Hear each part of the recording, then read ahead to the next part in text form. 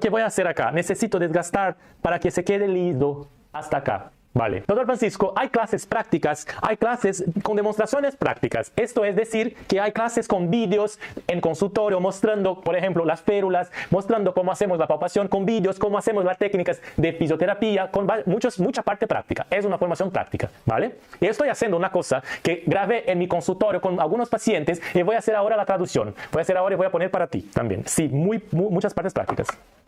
Entonces, ¿qué vamos a hacer? Vamos a desgastar. Voy a desgastar la parte, mira, acá, voy a desgastar en esta parte con esta dirección para que tenga esta inclinación, ¿vale? Vamos juntos. Hasta el punto que marcamos.